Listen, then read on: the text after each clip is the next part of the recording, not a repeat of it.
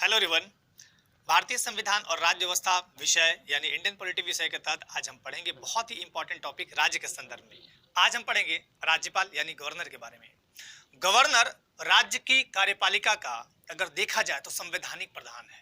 संवैधानिक अगर हम बोले, इसको समझाता हूं पहले मैं। संवैधानिक प्रधान अगर इन द सेंस अगर हम बोले संवैधानिक प्रधान तो कैसे, तो सबसे पहले मैं एक आराम से आपको समझाता हूं फिगर, वो समझिएगा। जैसे यहाँ पे मैं लगता हूं राष्ट्रपति, ये हम केंद्र की बात कर रहे हैं। कहां? केंद्र की बात। और यहां पे नीचे रखता हूं मैं, यहां पे प्रधानमंत्री, यहां पे मंत्री परिषद। ठीक है। अगर हम राज्य की बात करें, यह है राज्य। थोड़ा सा तुलनात्मक अध्ययन करके पढ़िए ताकि चीजें बहुत ही क्लियर हों और आपके एग्जाम के व्यू से भी बहुत ही इंपॉर्टेंट साबित हो। यहाँ पे हम रखते हैं राज्यपाल यानी गवर्नर को, और यहाँ पे होंगे सीएम यानी चीफ मिनिस्टर, और मंत्री परिषद राज्य में भी होंगे। तो चलिए इसे समझते हैं। राष्ट्रपति संवैधानिक प्रमुख होता है। इसको एक एग्जाम्पल दिखाता हूं मैं। जैसे इस एग्जाम्पल के तौर पे मैं ले लेता हूं, यहाँ पे दादाजी को रख देता हूं। ठीक है।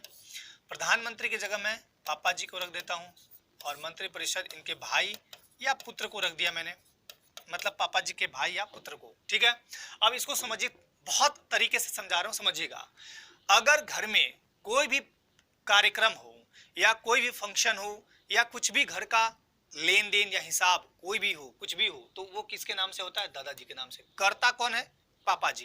कर्ता कौन है? तो एक्चुअली में रूल कौन कर रहा है, शासन कौन कर रहा है, एक्चुअली में फायदा कौन उठा रहा है, मतलब एक तरह से क्या बोलते हैं, एक्चुअली में शासन सत्ता कौन संभाले हुए है? पापा जी। लेकिन किसके साथ मिलके? दादाजी के साथ। तो ये हुए संवैधानिक रूप से। अगर देखा जाए संविधान, अब गांव में पहले, जैसे आज के संविधान बनने के पहले चलते हैं हम, गांव में क्या होता था? सरपंच होते थे। सरपंच मतलब सर, मतलब देखिए सर हुआ, पंच मतलब 5 आदमी, 5 मुंडी रहेगा, 2 मुंडी इधर, 2 बाएं, दो लेफ्ट, 2 राइट, और एक बीच में, वही सरपंच। तो पहले के टाइम में गांव में मान्यता दिया जाता था सरपंचों को, और पहले के टाइम में क्या होता था, जो बोलते थे वो हो जाता था, सरपंच जो बोलते थे वही होता था। तो दादाजी और पापा जी, यहाँ पे रोल समझिएगा। दादाजी जो कहेंगे वही पापा जी करेंगे। कहने का मतलब समझिए, दादाजी के कहे अनुसार पापा जी काम करते हैं। एक्चुअल जो शक्ति है, पावर है, वो किसके हाथ में है? दादा के हाथ में है। दादा जो चाहेंगे वो कर सकते हैं। घर की प्रॉपर्टी बेचना चाहे बेच सकते हैं। लेकिन दादाजी की उम्र थोड़ी ज्यादा है, थक गए हैं, बैठे हुए हैं, लेकिन इनके शक्तियों का प्रयोग कौन कर रहा है? पापा जी। तो अगर हम बोले संवैधानिक रूप से, मतलब गांव वाले सारे क्या बोलते हैं? दादाजी बहुत वो है, मतलब संवैधानिक प्रमुख है। तो संवैधानिक प्रमुख कौन हुआ? मतलब संविधान, मतलब नियम कानून के तहत प्रमुख कौन हुआ? संवैधानिक प्रमुख। तो दादाजी। दादाजी बराबर राष्ट्रपति, दादाजी बराबर राज्यपाल, बस ये समझ लीजिए। अब आते हैं पापा जी। पापा जी मतलब प्रधानमंत्री, पापा जी मतलब सीएम। बस राज्य में यहां देख लिए, यहां देख लिए। मतलब राष्ट्रपति के पास अगर संवैधानिक रूप से जाइएगा तो समस्त कार्यपालिका का हेड कौन है? राष्ट्रपति है। लेकिन हीरो, रियल में हीरो कौन है? वास्तविक हीरो कौन है? तो वो है प्रधानमंत्री। यहां भी देखिए, राज्यपाल क्या है? राज्य का संवैधानिक प्रमुख है, लेकिन वास्तविक प्रमुख कौन है, मतलब रियल हीरो कौन है? तो सीएम है। अब इनकी सहायता कौन करता है? प्रधानमंत्री की सहायता कौन करता है? तो मंत्री परिषद। यहाँ सीएम की सहायता कौन करेगा? मंत्री परिषद। मतलब पापा जी की सहायता कौन करता है? या तो बेटा करेगा, या भाई है 10-20 गो तो वो करेगा। तो यहाँ पे ध्यान दीजिएगा, यही है मंत्री परिषद। यानी प्रधानमंत्री की सहायता और सलाह देने के लिए, मतलब प्रधानमंत्री का सहायता सलाह ये भी देते हैं। राष्ट्रपति की सहायता और सलाह के लिए मंत्री परिषद होगी, जिसका हेड प्रधानमंत्री होगा। ठीक है। तो प्रधानमंत्री इनका हेड होता है, इनका मंत्री परिषद का हेड। तो उसी तरह राज्य में मंत्री परिषद का हेड कौन होगा? हेड माने प्रधान, सीएम। ये जैसे जैसे कहेंगे वैसे वैसे चलेगा। ये लोग, ये जैसे जैसे पापा जी कहेंगे वैसे वैसे भाई और पुत्र चलेगा। लेकिन सर्वे सर्वा कौन है एक्चुअली देखें तो वो है आपके प्रेसिडेंट। ठीक है। अब आते हैं राज्यपाल की बात करते हैं, गवर्नर। अब सबसे पहले आते हैं राज्यपाल का आर्टिकल कहां से लिखा हुआ है? आर्टिकल 153 से 162। पहले मोटा मोटी बात बता देता हूं। पहले मोटा मोटी बात यह है कि राज्य में, हर एक राज्य में एक राज्यपाल होगा। वर्तमान टाइम में भारत में कितने राज्य हैं? तो 28 हैं, प्लस 8 यूटी है, यूनियन टेरिटरी। यह है स्टेट्स, ठीक है, और यह है यूनियन टेरिटरी। तो यूनियन टेरिटरी में राज्यपाल नहीं होंगे, क्या होंगे? उपराज्यपाल। ठीक है। या तो यहाँ पे प्रशासक लोग होते हैं या उपराज्यपाल। अब यहाँ पे कौन होंगे? राज्यपाल। अब राज्यपाल कैसे बनेगा? ध्यान दीजिएगा, राज्यपाल कैसे बनेंगे? राष्ट्रपति द्वारा ये क्या होते हैं? नियुक्त किए जाते हैं। देखिए 3 चीज समझ लीजिए। नियुक्त क्या होता है? नियुक्त मतलब अपॉइंट करना, ठीक है। नियुक्त अगर आपको नियुक्ति मिल रही है, देखिए जितने भी कार्यपालिका के अंग है, पहले तो 1 मिनट में मैं समझा देता हूं। कार्यपालिका, विधायिका, न्यायपालिका। देखिए ये कार्यपालिका, ये विधायिका और ये न्यायपालिका, इसमें सारे जुडिशियल वाले लोग आते हैं। पहले कार्य विधायिका समझ लीजिए। विधायिका का मतलब होता है कानून बनाना। विधायिका का कार्य क्या है? विधायिका का कार्य क्या है? कानून या नियम को बनाना। इसमें MLA, MP, MLC, MLA, MP, MLC आते हैं, ठीक है। इसके अलावा कार्यपालिका में देखें तो कार्यपालिका में जो वो लोग आएंगे जिनकी हम, जैसे कार्यपालिका के हेड कौन है? राष्ट्रपति, है ना। कार्यपालिका में कौन है? प्रधानमंत्री भी है, कार्यपालिका का ही अंग है प्रधानमंत्री। उसके बाद और कार्यपालिका में कौन है? तब मंत्री परिषद है। उसके बाद कौन है? महान्यायवादी। ये सब कार्यपालिका के अंग हैं। उसी तरह राज्यपाल, सीएम, मंत्री परिषद, यहाँ पे होते हैं महाधिवक्ता। तो महाधिवक्ता भी कार्यपालिका के अंग है।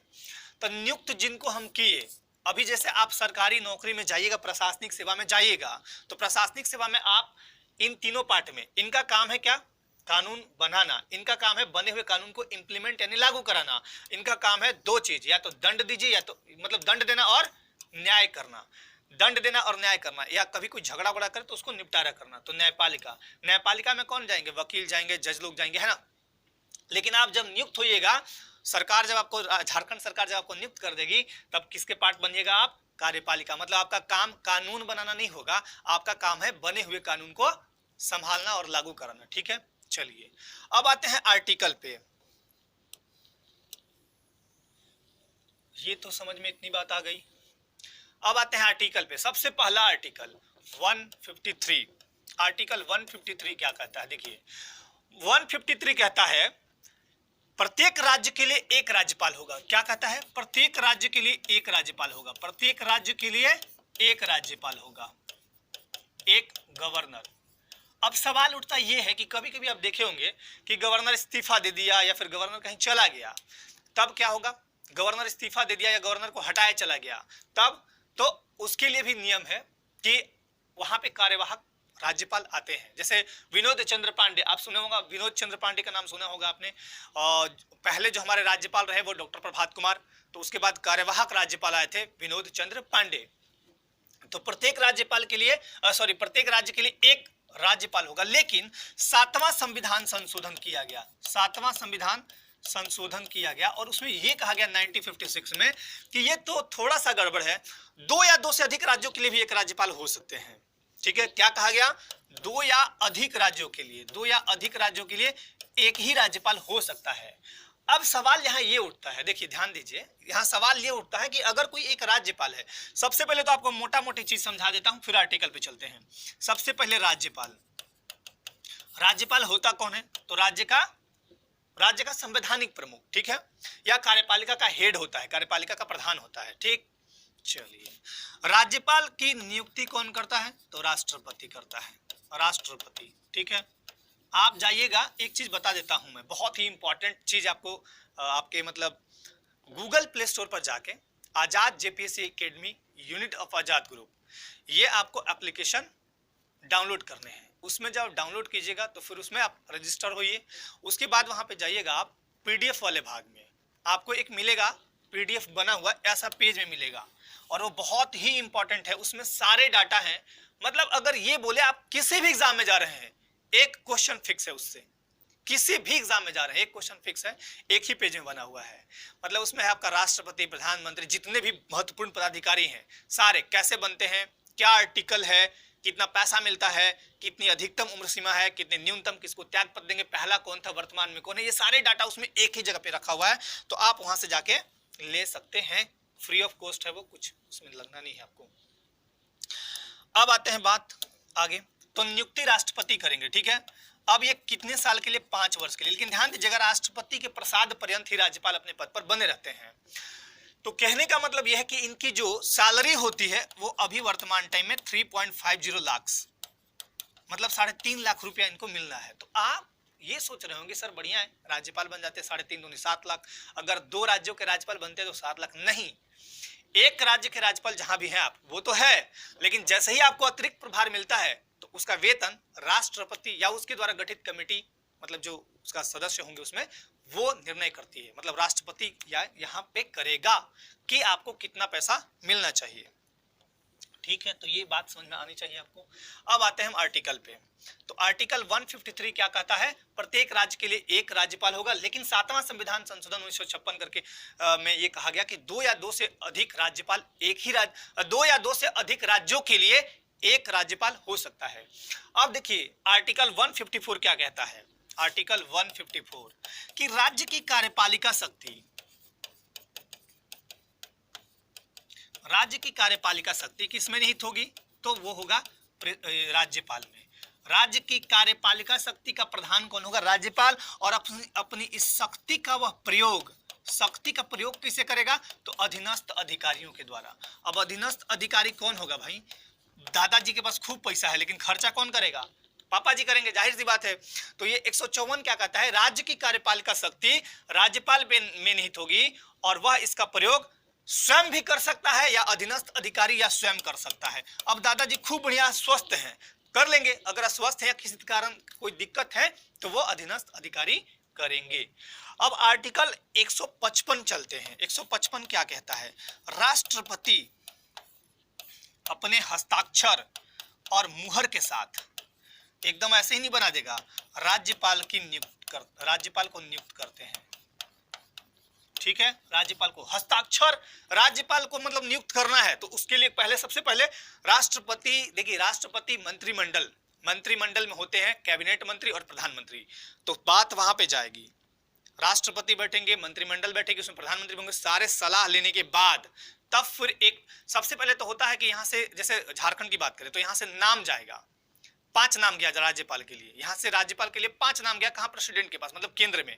अब केंद्र उन नामों पे विचार करेगी, केंद्र में केवल राष्ट्रपति नहीं करेंगे, वहां पे मंत्रिमंडल भी करेगी, बैठ के देखेगी, हाँ ये अच्छा, द्रौपदी मुर्मू अच्छी है, ये इनका काम देखिए बढ़िया है, इनको नियुक्त कर दिया जाए। तो वहां पे ऐसा होगा, आर्टिकल 155 राष्ट्रपति हस्ताक्षर मुहर के तहत राज्यपाल को नियुक्त करता है। कैसे?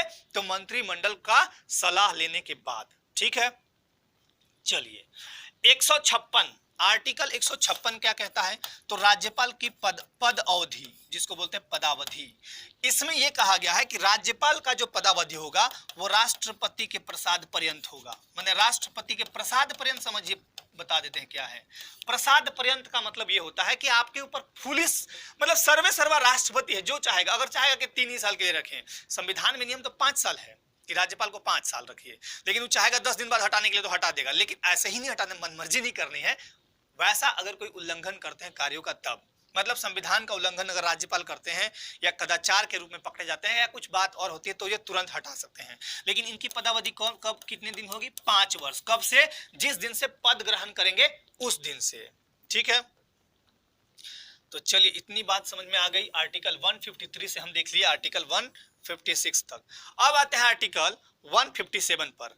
157 कहता है, आर्टिकल 157 कहता है योग्यताएं। योग्यता मतलब क्वालिफिकेशंस या इसी को बोलते हैं अहर्ताएं। अहर्ताएं, ठीक है ना।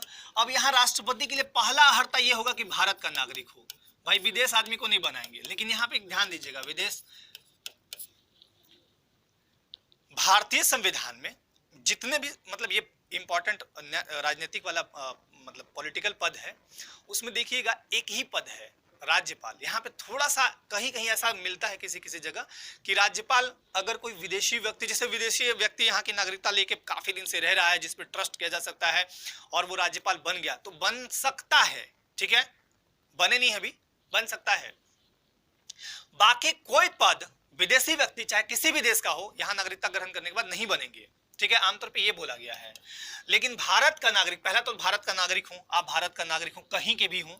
दूसरा, आपकी न्यूनतम एज, न्यूनतम उम्र 35 वर्ष हो। कितना साल हो?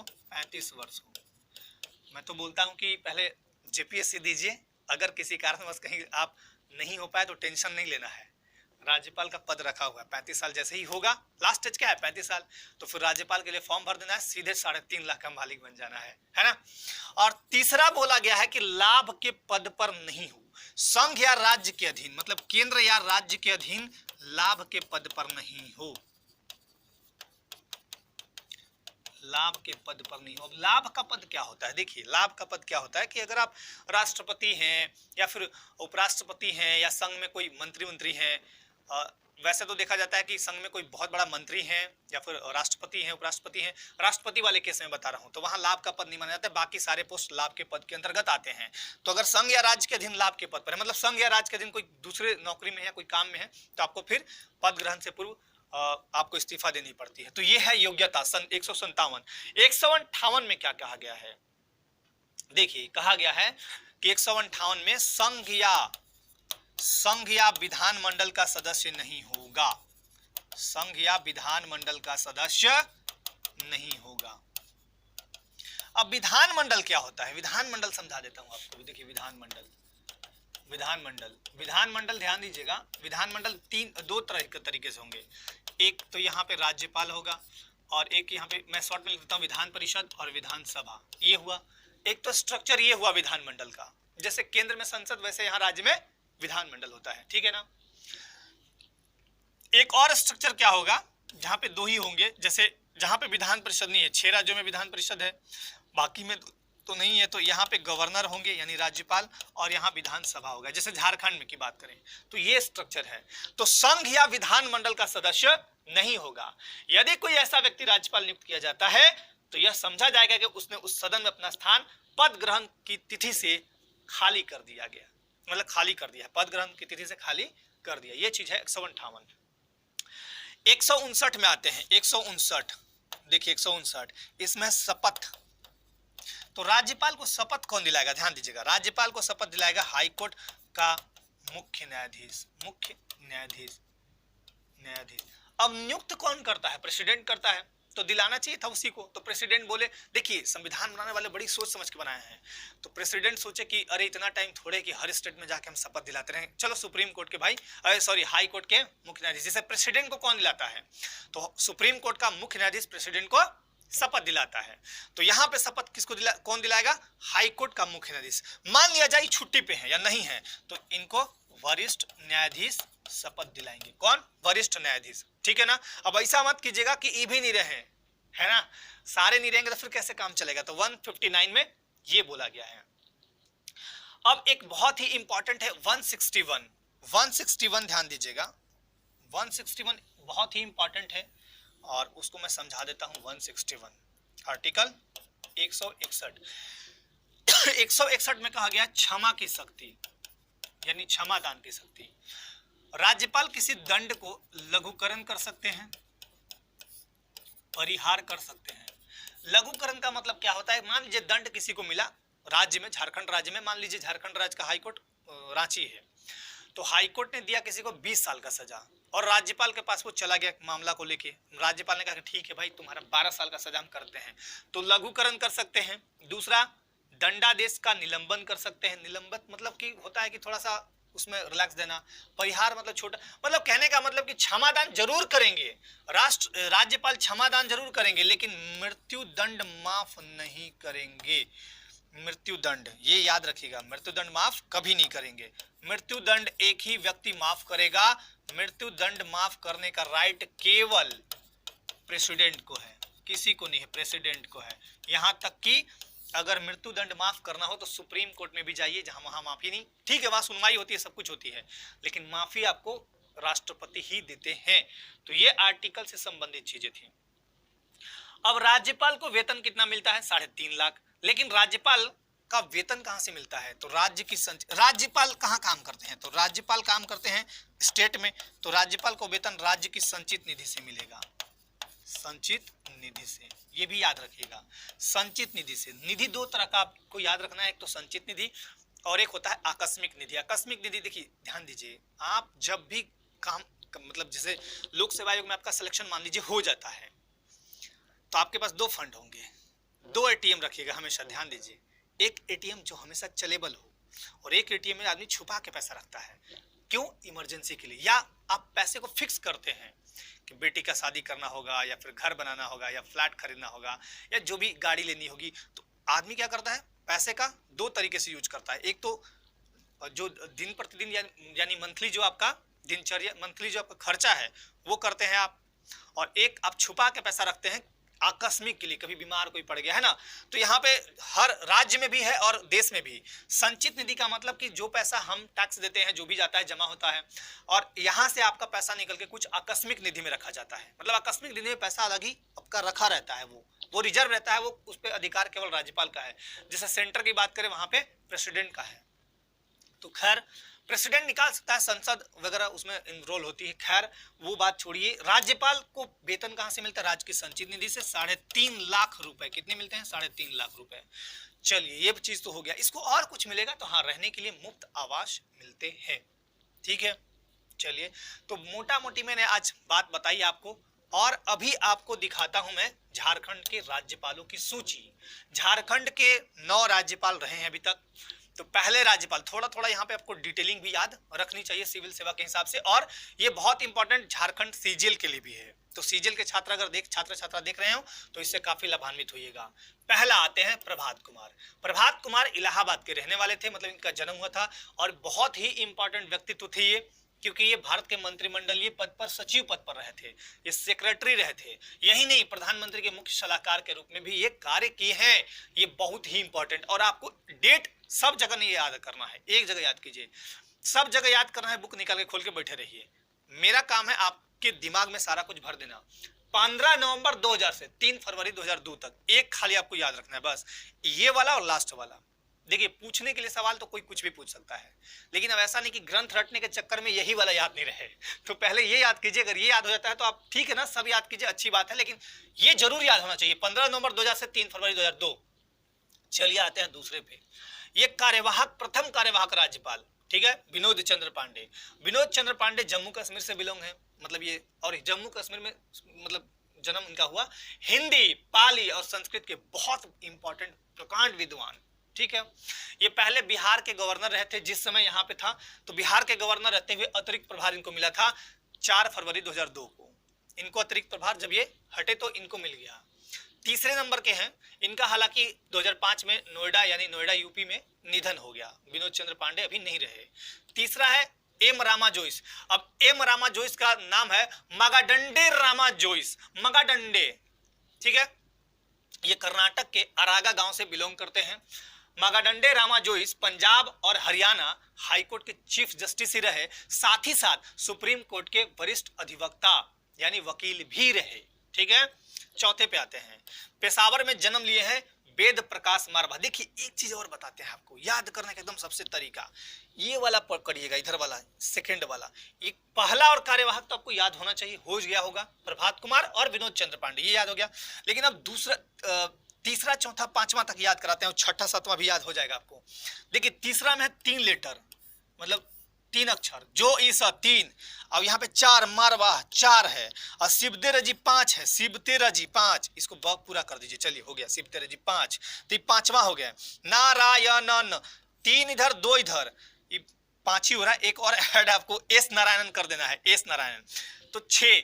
उसी तरह आप याद कीजिएगा, यहाँ पे 4 और 3 7, फारूक मारिकर 7वां नंबर हो गया। ऐसे याद कीजिएगा, थोड़ा ट्रिक लगाइएगा तो आपको याद भी हो जाएंगे। चलिए वेद प्रकाश मारवा पे चलते हैं। ये मणिपुर के गवर्नर रहे 1999 से 2003 तक, लेकिन उसी समय इनको मिजोरम का गवर्नर पद, मतलब अतिरिक्त प्रभार मिल गया 2002 ईस्वी में। ठीक है, 2002 ईस्वी तक वो रहे वहां पे।